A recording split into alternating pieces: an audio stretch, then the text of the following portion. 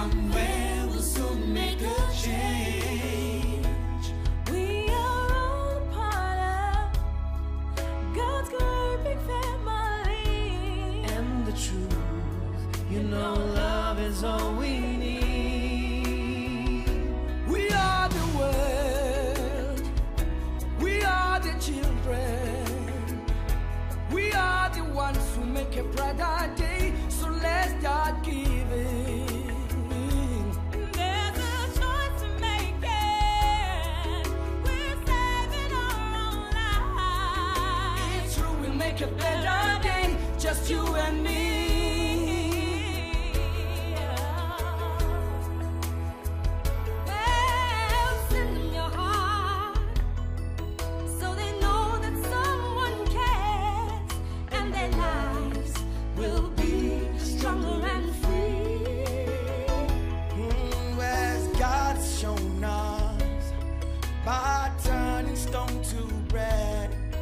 So we all must lend a helping hand. We are the world. We are the children. We are the ones to make a brighter day. So let's start giving. There's a choice we're making. We're saving our own lives. It's you who make a better day. Just you and me. Hey, hey, hey. When you're down and out and there seems no hope at all, but if we just believe, there's no way we can fall. Well, let's realize, oh, that change can only come when we stand together as one. We are the world. We are the children. We are the ones who make a brighter day. So let's start giving. I humbly acknowledge and appreciate the presence of the members of the Zoological Society of Nigeria and other guest speakers and all attendees here. It's a great pleasure and honor to stand in your midst to address you. Thank you for choosing me to give a talk on what I titled A Path to Fitness for Optimal Health and Longer Life. Basically, if we have a headache, I know what can be happening. You have a stomach ache. Even if you eat too much, you are not going to be fine. If you drink water too much, it will affect you in one way or the other until after some minutes, after some seconds, it depends on the body. If your environment is too harsh,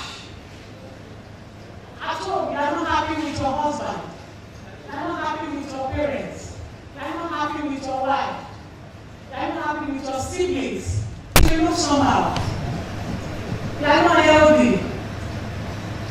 Even spiritually, we need to pray, talk to your God. Anyway, whether you are a Muslim or a Christian, or even if you are not, you don't belong to any. You talk to your Creator. If you don't do that, what will happen to your person? People will not be teaching them this way, that way, having problems in one way or another. We are bringing in exercise to complement the healthy body. Without exercise, the body will be full of sicknesses, illness. Many people are talking about exercise now. I believe some of us, I'm not saying everybody, some of us are not even involved in jumping, running, up and down. And exercises take a lot of forms. From here, I'm going to give you the meaning of exercise. What does it do to the body? Exercises are series of movements carried out to sustain or improve health and fitness. Anything you do that involves movement, walking is an exercise, jumping, dancing, even swinging your hands like this is a form of exercise. People exercise for different reasons. We have a lot of people. When you go to the gym these days, you see our moms, our daddies, our sisters who have gone to gym. Some will go, I'm too fat. My stomach is too big. My arm is too big. My this is that. My that is this. Even for health reasons, when you go to the hospital, doctor will tell you, mommy, you need exercises little by little for your health to improve your health. We do not need to spend hours at the gym or to do exercises to get fit. No, even if it is 10 minutes a day, 15, 20, it is not much to get rid a lot of anything that will not make us fit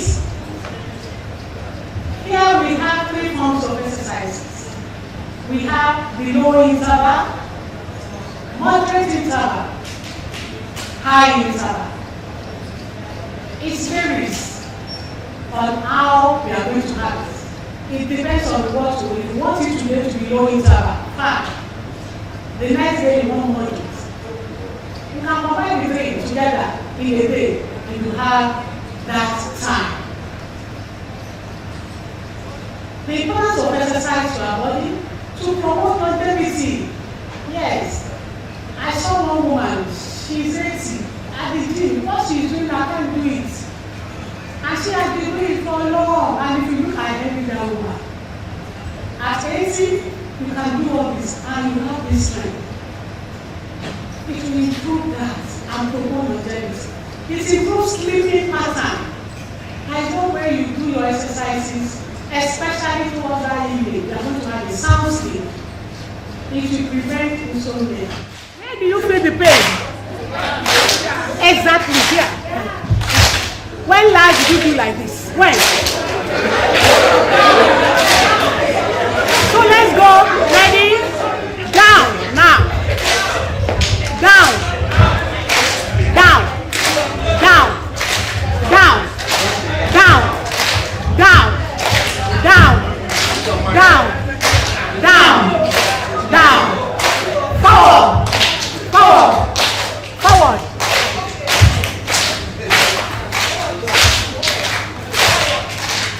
Don't let me let that clap. Yeah. Ahead. Backward. Let's go. Let it go. Let it go.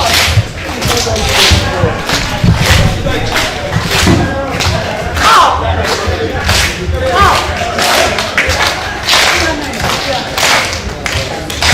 Down.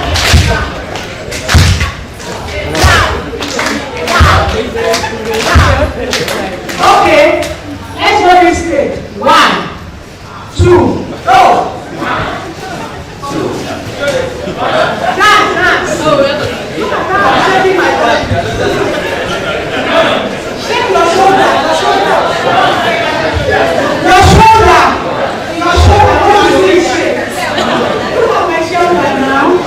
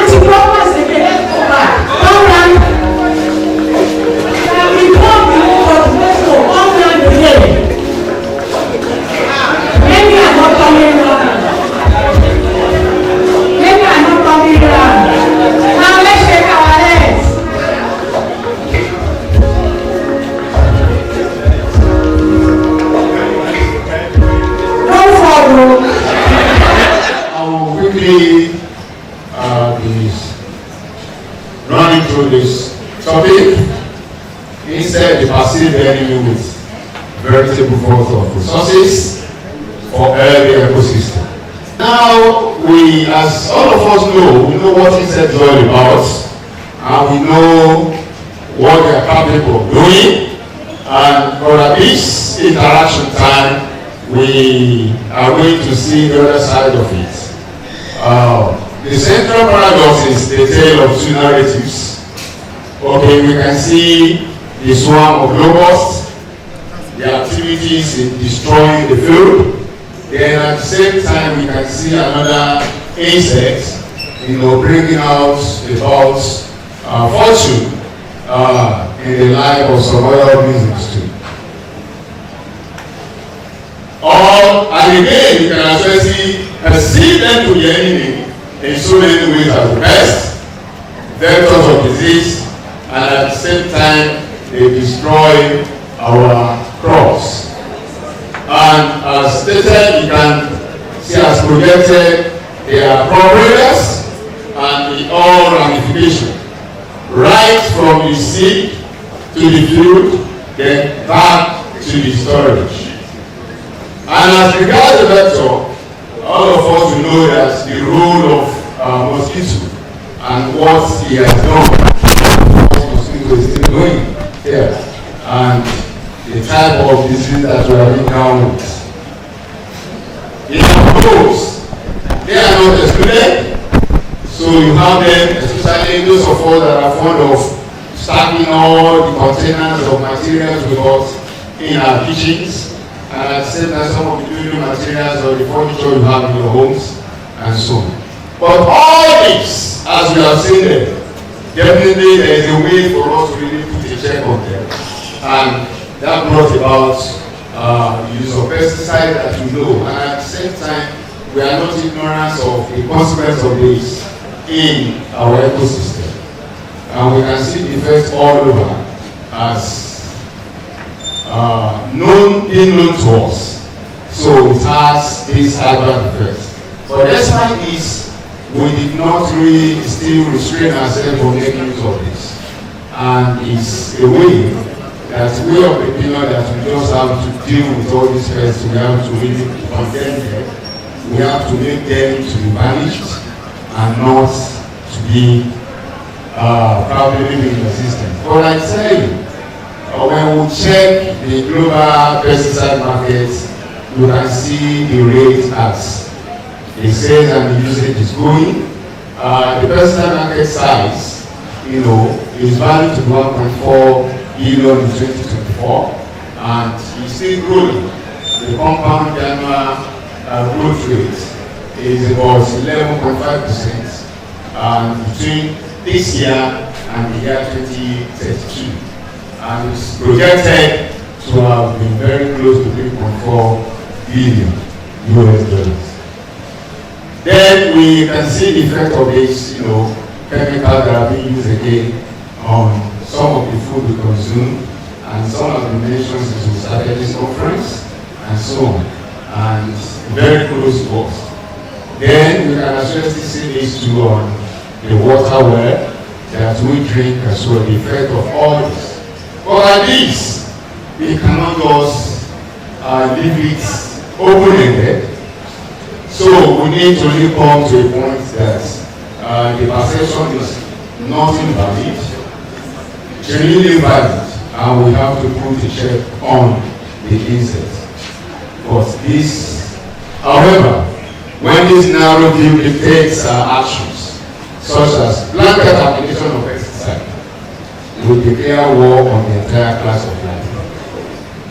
This disrupts the very foundation of the Earth's ecosystem, which relies on complexity and independence of not simplification and elimination. Then the veritable vaults of resources. These are some of the hidden truths that we probably not even care or we do not really give attention.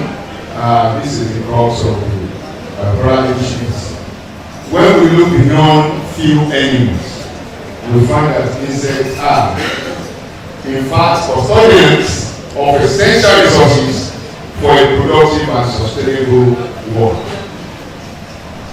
One, we can see them as pollinators, as all known, decomposers, and ecosystem engineers. Without them, insects generally, our ecosystem, may really suffer, and the planet will be barren.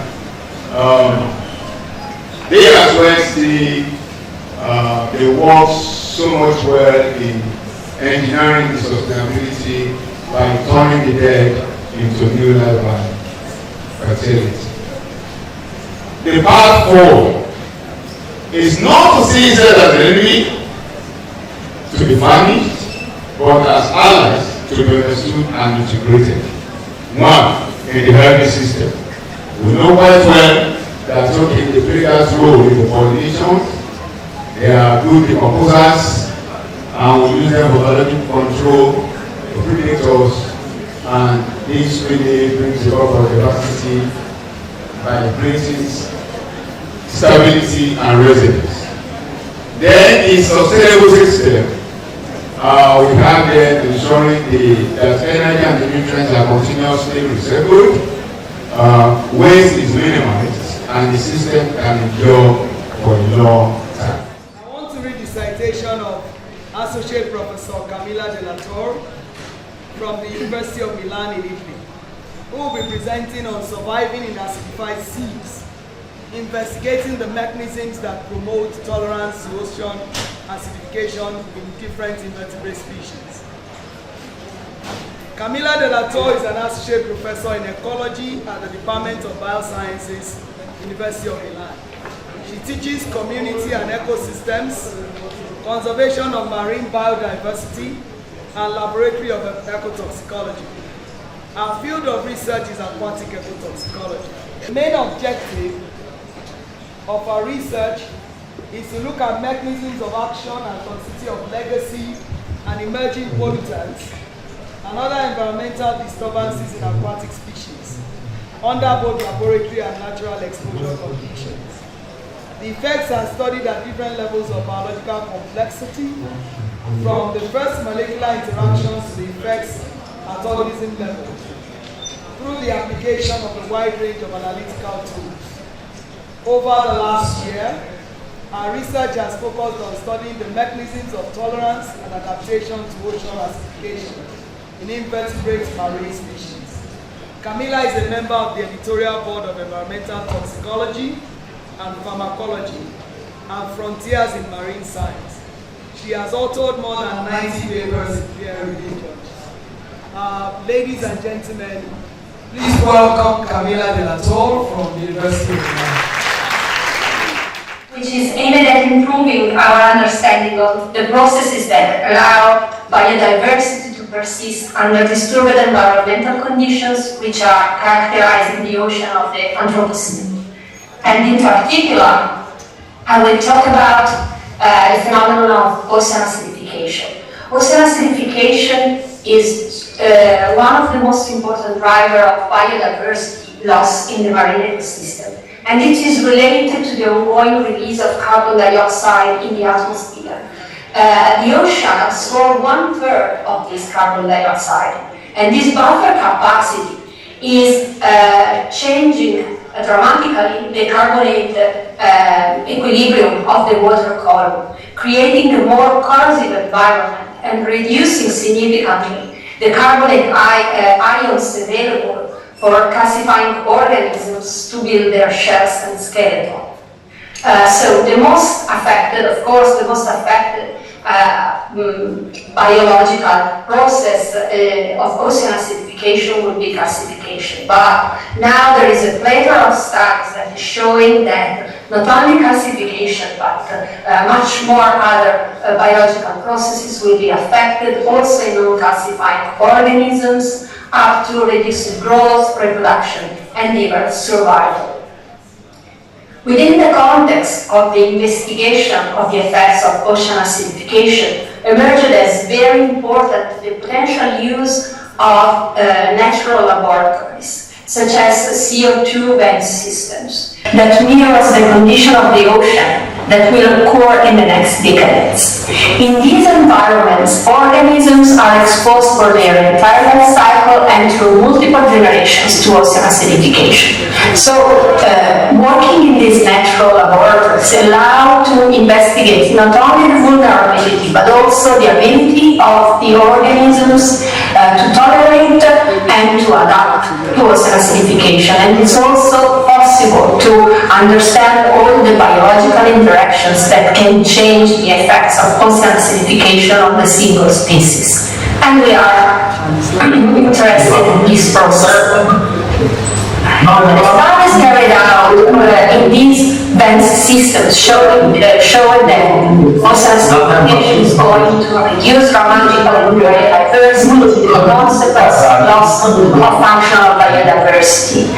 And there will be also a shift in the composition of the benthic communities with the loss of several species, but also there is the evidence that there are some species that are able to survive and even to thrive under ocean acidification. And we are interested in this organism because they will be probably the winners of future condition of the ocean, able to persist under acidified condition. This is a complex puzzle made by several pieces concerning multiple mechanisms and processes that are still largely unknown. They can involve physiological acclimatation and adaptation of the organism. It can involve the ability of the species to be more tolerant towards acidification due to some biological and ecological traits that can promote tolerance to acidification. And it can be, another piece could involve the interactions among species and in particular the interactions with primary producers which are known somehow to take advantage of ocean acidification. So the main questions that we wanted to address with our studies are whether individuals that live inside these dense systems are in good metabolic and physiological conditions, or living in this environment implies mere survival. If living in reduced pH occurs at a cost that might compromise key biochemical and physiological pathways, whether there are specific molecular mechanisms that can entail tolerance to ocean acidification, and finally, the potential role of local adaptation. So happens that I'm the next speaker, and for this session, one of our very illustrious alumni, Mr. Shukoshogerola, will be chairing this session. Please stand up, sir, for your recognition. Like I always tell you, we are the premier and the preeminent university. We come up with the firsts. So I'm sure that next conference, the hosting group will get in touch with the alumni to see how we can drive better departments and research. Because there is no institution in the global world that is surviving now without the input and support of the alumni. These are the people doing very well in different areas of life. All we need to do is to reach out to them. I can assure you they are always ready to help. A lot of people have been asking me about these t-shirts. And a lot of people have been angry with me today. You know, we reached out to non-alumni who wanted to help because one of the things we wanted to do was to produce in large quantity and give to all attendees. But somehow things don't happen the way you can. I reached out to him on Sunday, and we commissioned this on Sunday night and got some, which, you know, that's a short time. I'm sure if I reached out to him a long time before now, I would have had more than enough. So help me to have a I'll be speaking on plastic pollutants as drivers of decline in species biodiversity, and whether there's any connection between this and the recent spate of human health challenges that we have. Are there implications?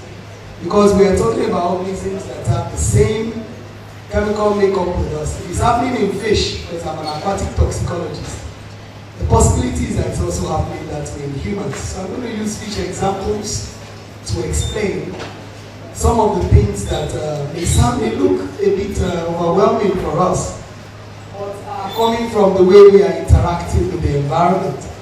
Welcome to the 21st century, the plastic age, the age of disposables, where as we go on, if we are not careful as humans, we'll become disposables too. It's a plastic pandemic. You can liken it to what is happening with COVID. COVID was a pandemic that wiped out a lot. Plastic is going to wipe out much more if we don't change the way we are interacting with plastics. You'll observe that today, When we're giving you sandwiches, we use paper. That's the way to go. Yes, we're still not getting there because some people will say we are cutting trees. But we can plant trees in a methodical way and use them. Because all those paper is understood by the environment. The microorganisms in the environment can degrade them and they go back into the cycle. But when it comes to synthetic plastics, the microorganisms in the environment do not understand them. They degrade between 20 to 200 or more years. And when they degrade, they act as contaminant vectors that can accumulate the chemicals we have in the environment to very dangerous levels. And what happens is that they come back to us in our food. In everything we eat, from plants to food, we have even found microplastics in the umbilical cord of the neighbor, which tells us that we are dealing with a pandemic and prevention is better than cure. The only way we can prevent is to have attitudinal change in the way we are interacting with convenience products, such as single-use plastic items. Next slide. Next slide, thank you. So, how could you say that something that is easy to use? Can I have your bottle, sir? That makes life convenient. Because if this is glass, I will be running all over the place looking for how to make sure the glass is complete so that the woman that owns the glass will not kill me, or I will not have to pay. Between yesterday and today, we have broken some glass cups, some teacups. So we came to this because it was convenient.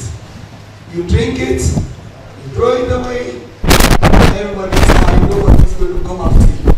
So it's a convenience product. But over time, we didn't think about where they were going. So we accumulated them in the environment. And the environment is crying. Because to make these items soft, there's a chemical, there are some groups of chemical agents that are here. Bisphenol A and phthalate esters. And bisphenol A and phthalate esters make plastic soft. The chemistry of it is that they are not inside the plastic. They are absorbed to the surface of the plastic. Such that when you put this in the sun and heat acts upon it, or you throw it on the floor and they are washed into waterways and heat acts upon it, the bisphenol A and plastics will leach out of the plastic and go into water. And that's the water we drink. Which means that, and then some of us give pure water sachets to babies. You know, babies like to crunch things. And they chew on it.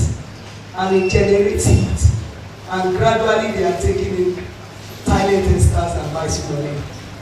The implication of this is that they are taking in a group of chemicals called endocrine disrupting chemicals. These chemicals lead to hormonal imbalance.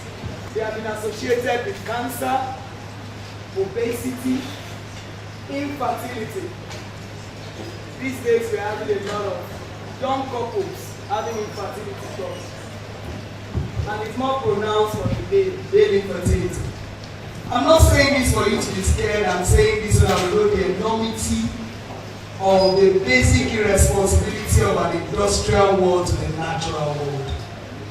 And the reason why we must use science-derived data to combat the environmental problems. So from the plastic that you throw on the floor, in your parties, you go to parties, we use pet coke and all that.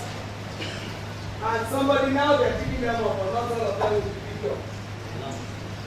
So the plastic breaking down in 200 years, becoming microplastics, taken up by fish, I do fish.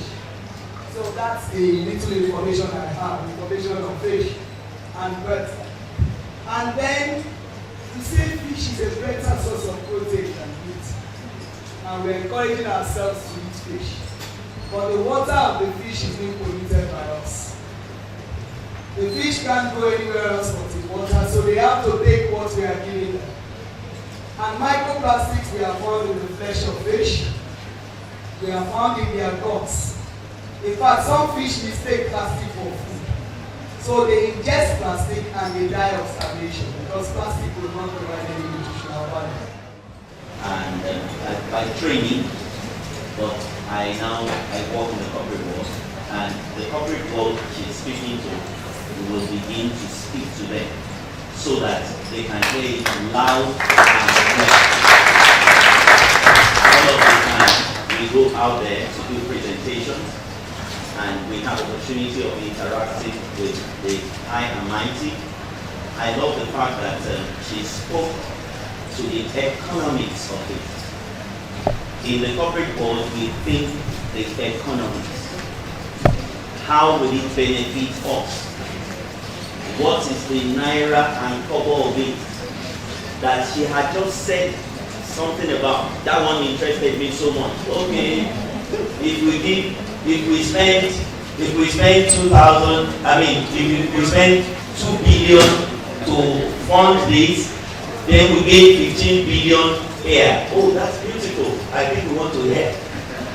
That is it. So please, let's celebrate her. Thank you very much, madam. I believe that we have heard what she had to say. I believe that we have taken note of the critical aspects of this and how this interacts and affects the ecosystem. Since I told you, I also learned a lot about the ecosystem, environmental